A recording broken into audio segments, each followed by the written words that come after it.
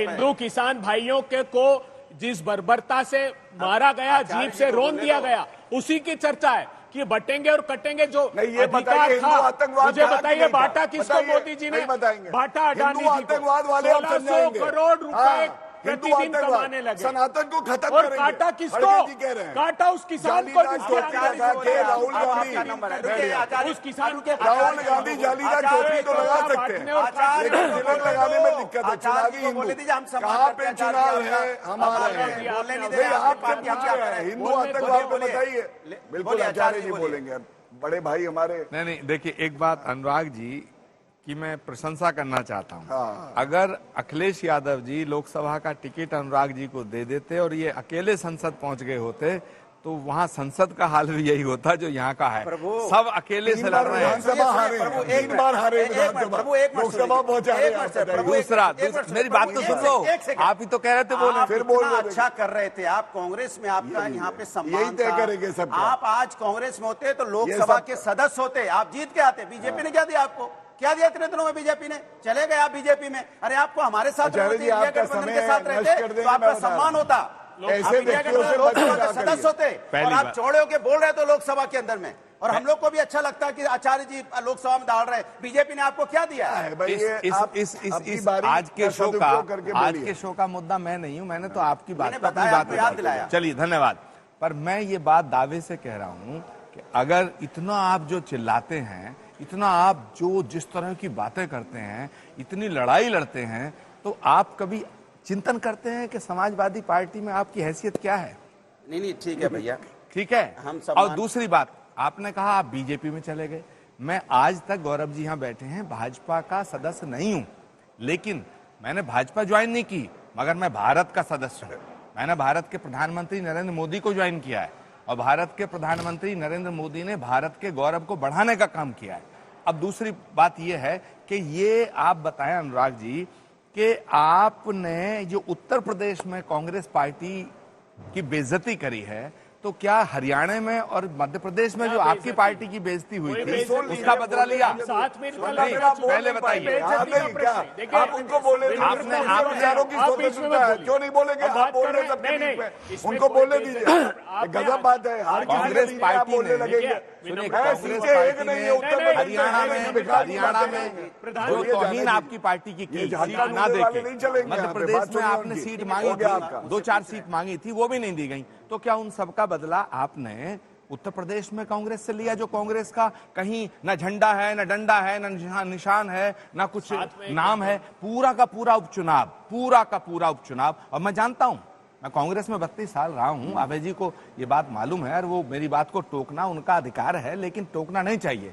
But मैं ये कहना चाहता हूं, कांग्रेस पार्टी उत्तर प्रदेश के उपचुनाव लड़ना चाहती थी, लेकिन आपने इतनी दुर्दशा, इतनी दुर्गति, इतनी बेइज्जती की। क्या ये गठबंधन है? क्या ये गठबंधन का सबूत है या गठबंधन का ये गठबंधन की निशानी है? मुझे लगता है अनुराग जी कि मुझे लगता है कि आपका, और मैं मौलाना साहब पे बात करना चाहूंगा कि नरेंद्र मोदी 2014 में प्राइम मिनिस्टर बने, हजरत अंसार रजा साहब 2014 में जब वो प्राइम मिनिस्टर बने, उसके बाद 19 तक उनकी कोई स्कीम, कोई योजना बताओ। फिर 2019 में बने, 19 से 24 तक कोई योजना, कोई स्कीम बताओ जिसमें उन्होंने ये कहा हो कि ये योजना सिर्फ हिंदुओं के लिए है, जिसमें उन्होंने ये कहा हो कि ये मुसलमानों के लिए नहीं है।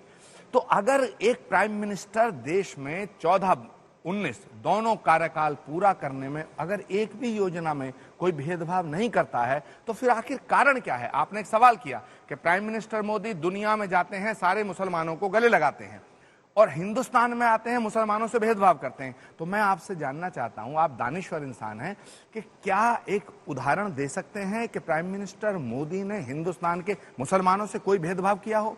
नंबर 1। नंबर 2, अगर भेदभाव नहीं किया तो देश के मुसलमान ने उनका समर्थन क्यों नहीं किया? सुनिए, कारण क्या है? एक सेकंड, ये बड़ा सवाल।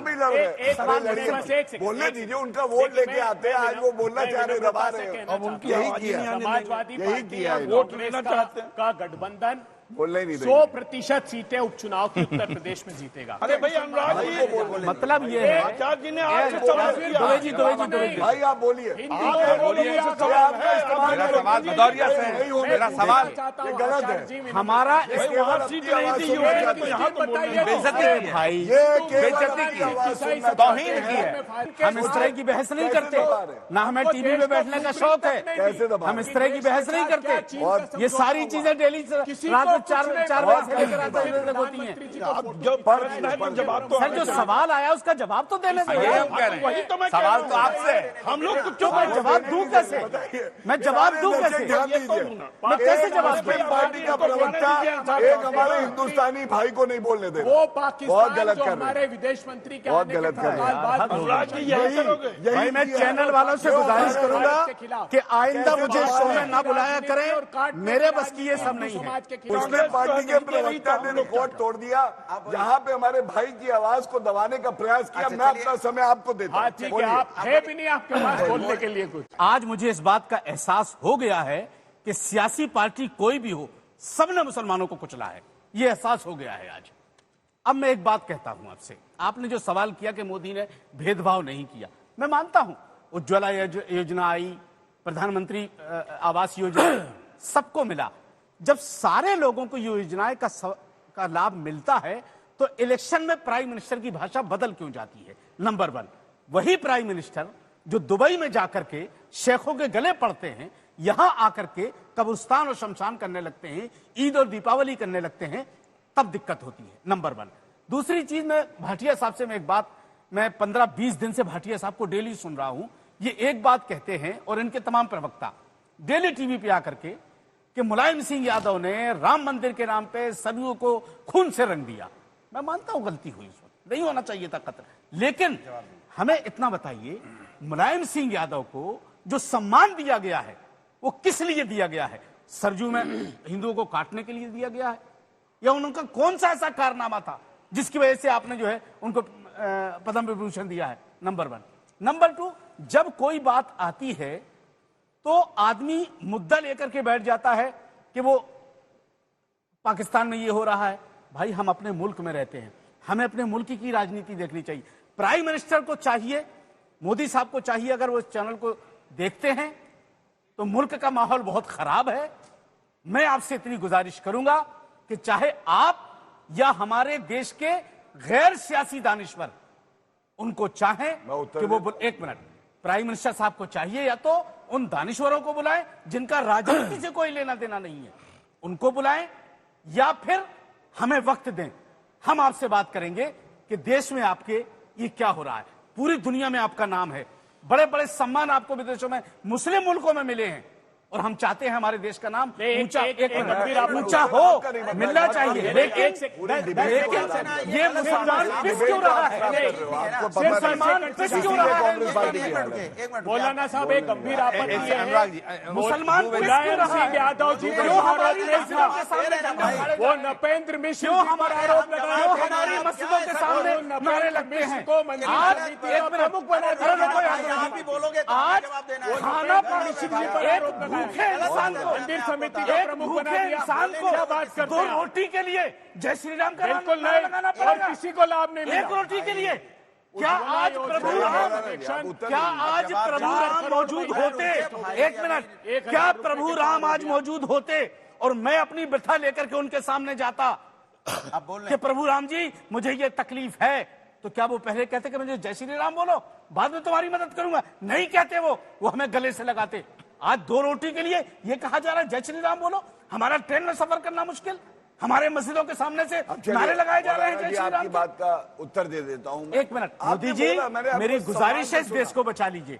मुझे पूरा भरोसा है आपके ऊपर, आप चाहें तो इस देश की व्यथा को ठीक कर सकते हैं, और एक दिन मोदी जी का बयान आ जाए, ये सब खामोश हो जाए।